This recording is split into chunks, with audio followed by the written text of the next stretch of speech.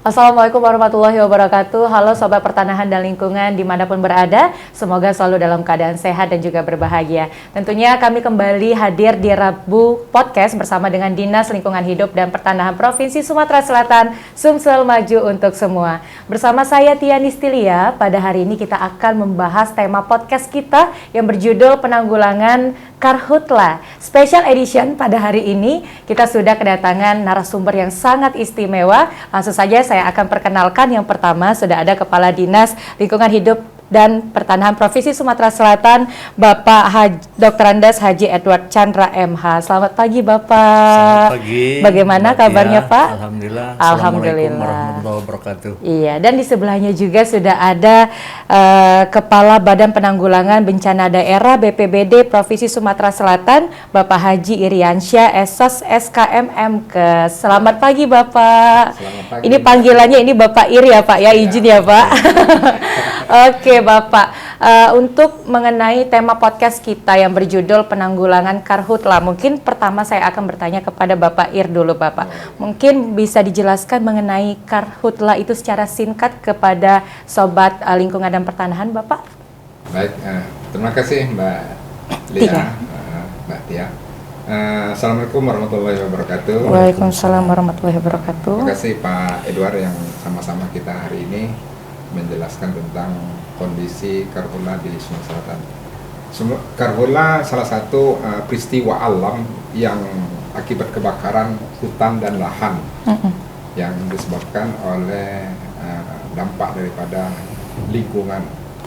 Nah, akibat dari rusak atau lingkungan ini mengakibatkan kerugian. Nah, kerugian ini mulai dari kerugian ekologis ya, kemudian ekonomi, sosial budaya, bahkan politik.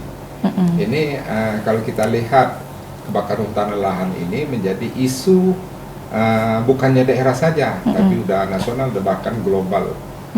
Kebakaran hutan dan lahan yang terjadi di daerah kita Sumatera Selatan dari tahun ke tahun terus terjadi. Hampir setiap tahun kita mengatasi kebakaran hutan dan lahan itu yang luar biasa. Kita ingat pada kebakaran hutan dan lahan di Sumatera Selatan yang besar di tahun 2015. Hampir semua daerah Sumatera Selatan ini terjadi kebakaran hutan dan lahan. Dampaknya luar biasa. Jadi gangguan daripada ekologis, ya, kemudian ekonomi yang saya sebutkan tadi, kemudian sosial, budaya, bahkan politik. Bahkan lebih berat lagi kita sudah dianggap oleh negara tetangga menjadi masalah internasional akibat dari kebakaran hutan. Oke, banyak sekali yang pastinya dampaknya ya Pak ya, sehingga ke negara-negara tetangga. Nah, maka dari itu Bapak, bagaimana cara kita mencegah agar tidak terjadinya karhutla ini Pak, meminimalisir lah ya? Kita dari pengalaman yang sudah terjadi di tahun-tahun sebelumnya kebakaran hutan dan lahan yang seperti itu, kita banyak upaya usaha yang harus kita lakukan bagaimana kita mencegah, mengantisipasi kebakaran hutan tersebut agar tidak terjadi seperti kebakaran yang sebelumnya. Banyak upaya yang dilakukan ya. Ada aturan-aturan yang menyiapkan untuk menetapkan status siaga. Itu yang pertama. Jadi untuk itu kita pemerintah provinsi, pemerintah kabupaten, kota, bahkan desa, pemerintah provinsi sudah menetapkan status siaga lebih awal untuk mencegah. Ini artinya pemerintah daerah, kabupaten, kota itu kita buatkan status siaga lebih awal. Itu salah satu upaya untuk mencegah. Kemudian kita menetapkan juga satuan tugas dalam penanggulangan kebakaran hutan. Satuan tugas ini Bapak Gubernur menetapkan Satgas Kebakaran Hutan dan Lahan yang dipimpin oleh Danrem. Nah, di situ ada subsatgas upaya pencegahan, yaitu Satgas Pemadaman Darat, terus Satgas Pemadaman Udara, Satgas Penegakan Hukum, dan Satgas Kesiapsiagaan, sosialisasi, bahkan Satgas Doa. Satgas Doa yang harus juga ya Pak ya, selain usaha. Pemerintah Provinsi Selatan itu untuk mengantisipasi pencegahan kebakaran hutan lahan yang akan datang seperti itu. Oke, baik. Kita bergeser ke Bapak Kepala Dinas Lingkungan Hidup dan Pertanahan Provinsi Sumatera Selatan ya Pak ya. Nah, untuk DLHP sendiri Bapak mungkin apa hal-hal yang harus dilakukan untuk mencegah terjadinya kebakaran hutan dan lahan? Tadi kan dari BPBD, sekarang mungkin dari DLHP Provinsi Sumatera Selatan, itu seperti apa Pak? Ya, seperti disampaikan oleh Pak Rianso tadi bahwa telah dilakukan upaya-upaya pemerintah provinsi, mulai dari penetapan siaga, kemudian ada satgas yang lengkap tadi termasuk satgas doa ya Pak ya. Satgas Nah, doa. Nah, kita dari DLHP juga turut ambil bagian karena masuk dalam satgas, termasuk dalam satgas sosialisasi tadi. Di samping memang sudah ada juga SK atau keputusan gubernur tentang tim atau untuk melaksanakan sosialisasi ini, mengkampanyekan, mengajak serta semua stakeholder, mulai dari kelompok masyarakat di bawah dan semua yang terkait dengan usaha mengenai lahan, perkebunan, kehutanan, semua kita ajak ikut serta, mulai dari pemasangan seperti media, spanduk, baliho, kita pasang himbauan-himbauan, kemudian juga ada juga patroli dilakukan oleh Satgas sampai di tingkat bawah, termasuk juga ada piranti sanksi bagi yang melanggar, yang dengan sengaja melakukan pembakaran. Ini yang dilakukan, dan di samping itu juga bersama dengan BPBD juga, dari Dinas Kehutanan, dari Dinas Perkebunan, kita melakukan monitoring, mengevaluasi kesiapsiagaan dari pelaku usaha, baik itu sarana prasarana mereka, personil mereka, SOP mereka dalam menangani permasalahan ketika terjadi kebakaran. Ini juga kita lakukan setiap tahun gitu. Berarti harus ada sosialisasi juga ya Pak ya dari DLHP dan juga bekerja sama dengan BPBD. Tidak hanya kita saja ya Pak ya, mungkin seluruh masyarakat ini harus bekerja sama ya Pak ya untuk mencegah terjadinya kebakaran hutan dan lahan. Mungkin bahayanya seperti apa sih Pak asap dari kebakaran hutan dan lahan yang mungkin yang sudah terjadi dari pengalaman-pengalaman sebelumnya Pak? Ya, seperti disampaikan Pak Ir tadi, kita pernah terjadi puncak 2015 ya. 2015. Penerbangan banyak yang di-delay, bahkan sampai dibatalkan. Akhir-akhir ini juga ada ya Pak ya? Kemudian juga anak-anak sekolah diliburkan sampai, karena juga mengganggu, karena yang paling berbahaya pada kesehatan, ISPA ya, infeksi saluran pernapasan akut atau atas. Nah, jadi ini yang menjadi hal yang penting, yang dampak dari karhutla ini. Kemudian dari perjalanan misalnya kita lihat untuk jarak pandang kendaraan, nah ini juga membahayakan pengemudi karena adanya kabut asap tersebut ya. Pengaruhnya secara lebih detail untuk pengaruh ke ekosistemnya itu seperti apa Pak? Ya tentu saja karena ini bisa membuat kerusakan ya, terbakar, rusak, apalagi terbakar di lahan gambut misalnya. Lahan gambut ini kalau sudah terbakar sulit dipadamkan sampai ke paling bawah karena dalam. Nah ini juga akan mengganggu ekosistem, termasuk flora dan fauna di lokasi terbakarnya tadi. Iya, makanya sering masuk ke permukiman warga itu ya Pak ya. Berlari karena, habitatnya. Iya, habitatnya sudah ini ya, sudah tidak ada lagi.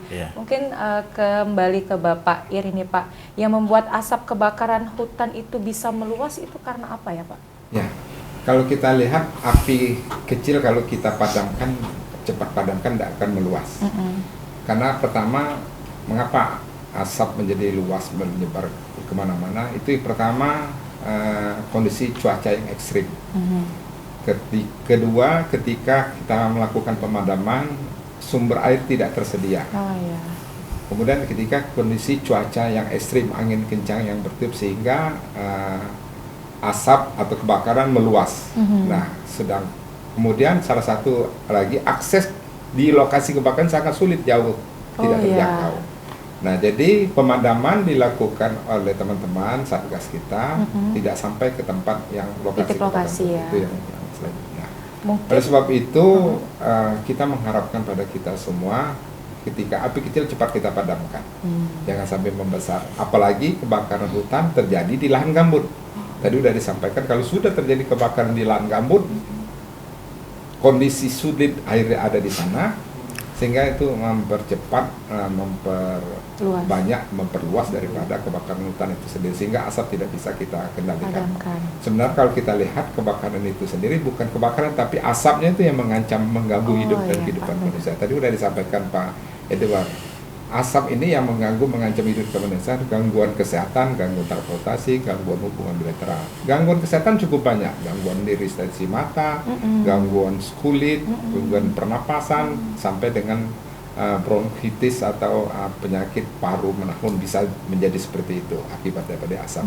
Makanya kalau kita lihat asap ini kan kalau sekali, tapi kalau sudah cukup banyak ini sangat mengancam hidup dan itu menjadi bencana pada ya seperti itu Mbak Tia.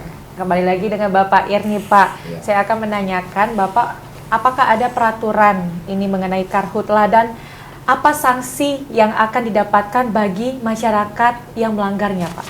Oh ya. Kalau peraturan cukup banyak kalau untuk kebakaran hutan dan lainnya, melalui peraturan atau undang-undang tentang lingkungan hidup sendiri, ada undang-undang tentang perkebunan, ada undang-undang tentang kehutanan itu sendiri. Jadi barang siapa yang melakukan upaya pembakaran sengaja, dikenakan dengan sanksi. Itu ada aturan undang-undangnya, 5 miliar 5 tahun itu. Artinya itu seperti itu ya. Jadi akibat daripada orang melakukan pembakaran sengaja yang dilakukan oleh baik koperasi perorangan itu kena sanksi. Bayangkan 5 tahun kena 5 miliar. Ini kan sobat ya, jangan coba-coba membakar lahan. Jadi nanti ya bukan kita, nanti pihak kepolisian, nanti pihak kejaksaan yang akan mengeksekusi seperti itu. Jadi ini himbauan kepada masyarakat baik perorangan maupun perseroan untuk hati-hati, jangan salah kita enak-enaknya membuka lahan, ini ada sanksi hukum ya, tidak mudah. Jadi merusak lingkungan itu yang berbahaya, karena kita lingkungan ini jadi isu yang lebih besar kan. Kalau rusak lingkungan, tadi disampaikan karena kerusakan lingkungan ini banyak habitat ya, flora fauna rusak mati akibat dari kebakaran hutan sendiri. Hutan lahan kita nanam per hari, per minggu, per bulan itu bertahun-tahun, sengaja dibakar dalam waktu sehari. Ini sanksinya luar biasa. Juga akibatnya ini berdampak. Iya, sangat-sangat luar biasa. Ini memang jadi perhatian kita semua. Oleh sebab itu pemerintah saja, bukannya hanya pemerintah, kerjasama kita semua. Jadi untuk mengatasi kebakaran hutan lain bukan hanya pemerintah, masyarakat juga perlu. Kemudian dunia usaha juga sangat kita perlukan, media menginformasikan, kemudian akademisi itu yang paling penting juga. Jadi pentahelik dalam penanganan kebakaran hutan dan lahan ini secara kebersamaan seperti itu. Jangan coba-coba ya Pak ya, kalau misalkan melanggar 5 tahun dan 5 miliar, nah itu ya. Jadi undang-undang itu kena semua, undang-undang lingkungan hidup, undang-undang perkebunan, undang-undang kehutanan, itu semua. Tapi yang lebih berat itu nanti di undang-undang lingkungan hidup. Iya, begitu ya Pak ya. Kembali ke Bapak Kadin ini Pak. Untuk pemerintahan sendiri ini adakah strategi Pak untuk menanggulangi karhutlah? Saya kira tadi sudah disampaikan juga oleh Pak Ir, strategi dari pemerintah daerah adalah strategi pencegahan ya. Pencegahan yang diutamakan, kalau penanggulangan sudah yang kedua ya, yang sudah tahap berikutnya. Jadi upayakan pencegahan. Tadi telah disampaikan, telah dibentuk Satgas diketuai oleh Danrem tadi dengan banyak subsatgasnya, termasuk yang tadi pencegahan. Kemudian juga ada juga khusus untuk SK pencegahan tadi, ada juga dari SK Gubernur. Kemudian juga Pak Gubernur juga memberikan bantuan-bantuan ya, bantuan-bantuan kepada Satgas Kabupaten, termasuk juga tadi memberikan bantuan untuk kelengkapan dalam rangka penanggulangan di lokasi atau di lapangan.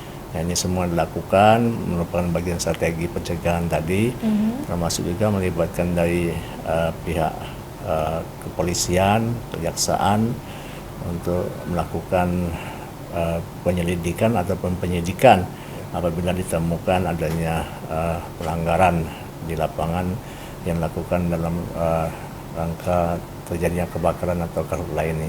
Nah, ini dilakukan secara terus-menerus Ditambah lagi karena sebagian besar lokasinya atau daerah yang sering terbakar ini adalah lahan gambut.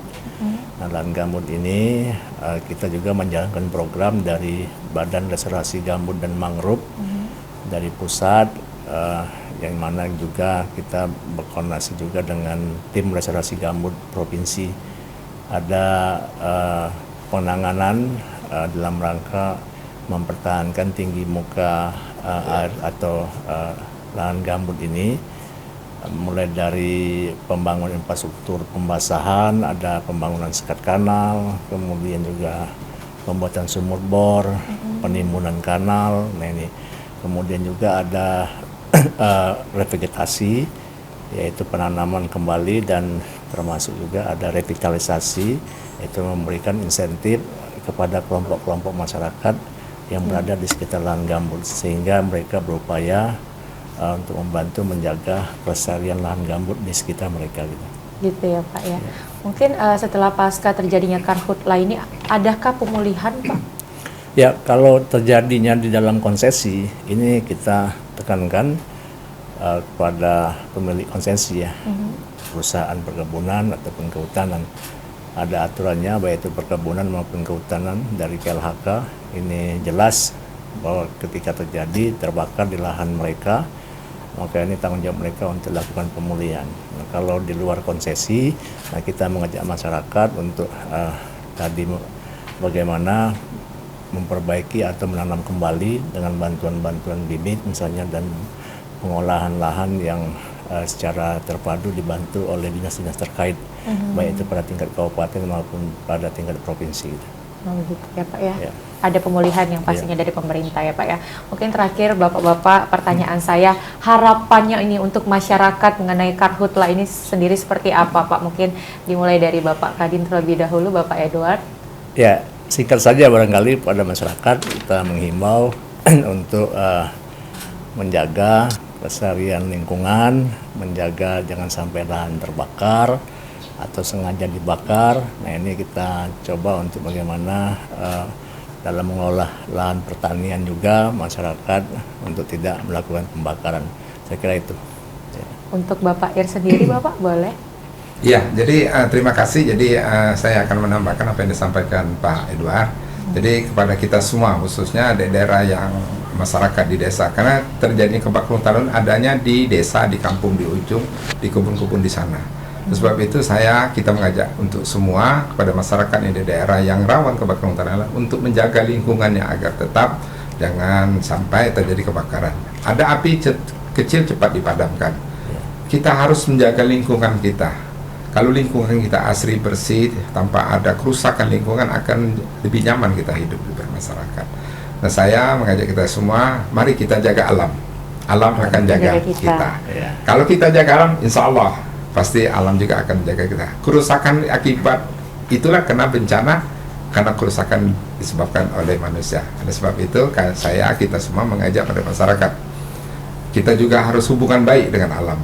Jadi hablum minallah, hablum minannas, dan hablum minal alam. Jadi kita jaga alam, alam jaga kita. Jadi itu aja pesan dari kita. Harus sama-sama dijaga ya Pak ya, mulai dari sekarang. Baiklah Sobat Pertanahan dan Lingkungan, tadi kita sudah banyak membahas mengenai penanggulangan karhutla. Memang karhutla ini merupakan peristiwa kebakaran hutan dan lahan yang terjadi bukan hanya secara alami, tetapi juga akibat dari manusia, sehingga banyak sekali sebab-sebabnya, termasuk kerugian ekologi, ekonomi, sosial budaya, dan juga politik. Maka dari itu, mulai dari sekarang kita harus menjaga lingkungan sekitar kita. Kalau bukan kita, siapa lagi ya Pak ya? Alam jaga kita, kita jaga alam. Ya. Terima kasih Sobat Lingkungan dan Pertanahan dimanapun berada. Selesai sudah podcast kita pada hari ini. Sampai bertemu di podcast Rabu selanjutnya. Dan juga kami ucapkan terima kasih kepada Kepala Dinas Pertanahan dan Lingkungan Provinsi Sumatera Selatan, Bapak Haji Edward Chandra MH, dan juga Bapak Haji Iriansyah selaku Kepala BPBD Provinsi Sumatera Selatan atas waktunya ya Pak ya.